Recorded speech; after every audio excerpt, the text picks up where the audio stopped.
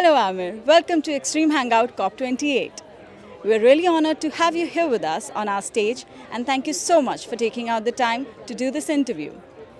The first thing that I would like to ask you is why do you think it is important for companies like PepsiCo to be part of events like COP? Can you also tell us a bit more about Pep Plus? Yeah. So thank you, Nikki. This first pleasure to be here. Look, we launched PepsiCo Positive. So let me start with that a couple years ago as our end-to-end sustainability strategy at the core of our business. So sustainability is not something we do off the side, but it is part of everything we do. And we have this concept of sustainability from the beginning. So there are three pillars. There's positive agriculture, positive value chain, and positive choices. And we're doing a lot in that space in the Middle East for the last several years or so.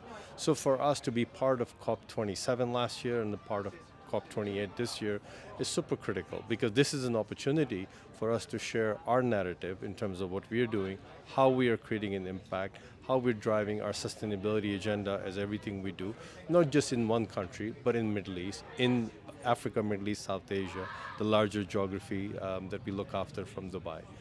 And some of the ideas actually originated from last year's COP27. So tomorrow we're hosting the final of Arab Youth Hackathon where we have 15 startups competing from 5 different countries, 3 from each country, right? And inshallah we'll select the winner, we'll select top 3 tomorrow.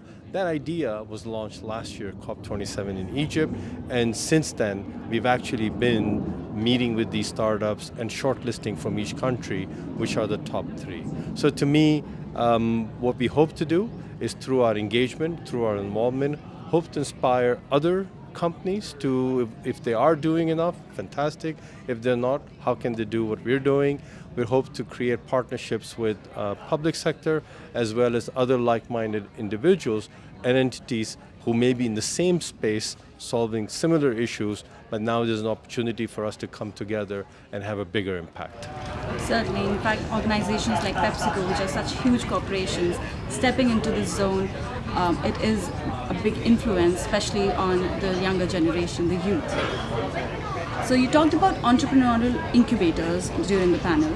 Can you tell us more about the initiatives like Arab Youth Hackathon or the Greenhouse Accelerator Program? Yeah. So let me start with the Greenhouse Accelerator program that we just recently concluded. We actually had a final on the 20th of November in Dubai where we select Duda Solutions as our #1 startup that actually won a very large prize, $100,000. What we done was we selected 6 companies and 6 startups to go through this process, a 6-month mentorship process. Each were given a grant to take their idea and commercialize it. Some of them were already existing in that space, so through that grant it helped them accelerate their journey, and then at the end of that 6-month period they were judged based on how they were able to take their idea into solution and the impact that they're going to have. They had access to PepsiCo employees as mentors, as coaches, and other partners that we work with, such as Ministry of Climate, and some of the other companies that partner with us to drive this agenda. Now, Duda Solutions, you just heard them on the panel here earlier today, talking about how to use earthworm, to really make an impact. Unique solution, not much to do with technology, right? But it is an innovative idea to have an impact on the climate. And that's the objective of these programs, to really identify people, entrepreneurs, who are being disruptive, who are being innovative, and how do they partner with companies like PepsiCo to scale their ideas and have a larger impact. Arab Youth Hackathon is also in the agriculture space. We've identified from 5 different countries, Lebanon, Jordan, UAE, Egypt, Saudi, 3 entities, 3 startups from each of those countries to come together. Now, unlike Greenhouse Accelerator, where they already have a business and they're looking to scale it up, some of these entrepreneurs in Arab Youth Hackathons are young, fresh, lots of energy, great ideas, and they're really looking for a platform to find the right partners to scale up those ideas. So what really excites me, and I was just earlier today on a panel with a 20-year-old, who, by the way, does not sound like a 20-year-old, does not behave like a 20-year-old. So to me, that's the excitement, right? To look at their fresh ideas and see the energy of how they, through their impact, through their innovative ideas, be disruptive, and be a force for good. Those are the people we would want to partner with. Just like you mentioned about doodahs, so like I as an audience, even I didn't know that earthworms could actually be used for such a beautiful cause, and it's so refreshing to see that everyone now here at COP is talking about it and they're going to learn more, and it's amazing how this initiative works. Excellent, yeah. You also talked about collaborations with educational institutions. You mentioned the Aquafina water stations in schools, colleges.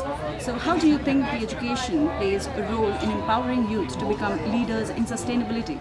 Yeah, I think what we're seeing is how education is being transformed in the digital world.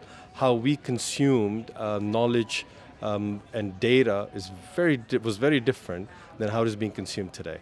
So today's generation, and we talked about Gen Z and Gen Alpha, are so digitally savvy, but they're also very environmentally, socially conscious. And they're trying to make an impact in this world, right? And so they have access to all the technology, all the data, all the knowledge through various social media channels. What we're doing is trying to bring experiential learning to them. So our partnership with the American Institute of Dubai, our partnership with Prince Sultan University in Saudi, is helping them see the impact that their actions can have. So in Prince Sultan University, we help them set up a sustainability club. How do you make this campus waste-free? And how do you generally educate and bring sustainability as part of their curriculum? Similar efforts are being done with the American Institute of Dubai, and we're also working with schools in terms of bringing Aquafina water stations. So in addition to doing the collection drive that the schools do, where the kids are learning the idea of sustainability but through collection and recycling single-use plastic. Now they have an Aquafina water station where they can bring a refillable bottle and get access to fresh, great tasting, still or sparkling water in various flavors when they want it, how they want it, and it's very convenient. So they can see not just with the impact that plastic collection can have on the environment, but also how do you eliminate plastic water bottles. So to me, those are the great ways we're bringing experiential learning to the classrooms. So that is actually a very, very insightful idea, I would say, for schools and colleges. And also you are providing all the support and resources to the youth through your initiatives. So what support or resources do young entrepreneurs need in the sustainability sector that might differ from other industries? Yeah, they're full of ideas, but they need support in bringing those ideas and really, I would say, transforming them into viable solutions. First and foremost, they need access to finance. A lot of them working on shoestring budgets through family and friends, and they have a difficult time attracting capital that will help them scale their ideas. Not enough public and private sector entities are engaged in this space. Not enough VCs are engaged in this space. We were earlier today talking about how in the last 13 years or since 2010, about 49 climate tech startups have were formed in the Middle East, whereas in the similar time, nearly 2,000 in the US, nearly 3,000 in Europe have been in that space. A lot of that has to do with not having the right financing in place. Access to other partners who they can collaborate with, so networking is an opportunity. The right public policy framework. I think the governments of today in this part of the world really need to give support to these startups with the right policy framework to make sure they can thrive in there. And I think the mentorship, having access to people and entities that can help guide them, that can shape their ideas into viable solution is super critical. Certainly, and that's what PepsiCo is doing currently, and doing it very well, I must say. Can you highlight specific initiatives or actions that PepsiCo has undertaken which are inspired by COP? Yeah, so I talked about Arab Youth Hackathon. I think first and foremost, that's a big idea that came out of COP27, and COP28 is actually seeing the conclusion of that initiative, where tomorrow we will select 3 startups with the best ideas and help them scale.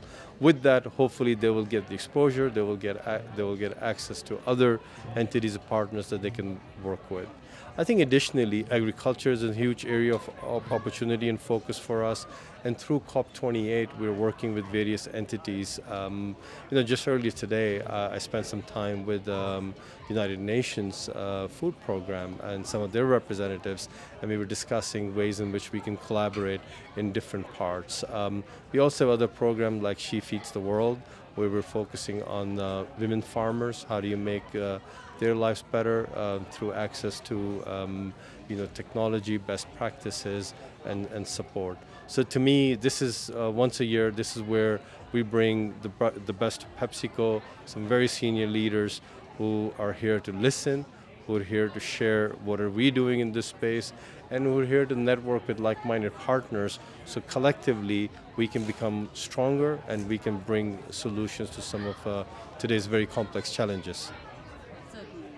And I would like to say we're very honored that you chose to start your day and start your journey at COP28 with Extreme Hangout.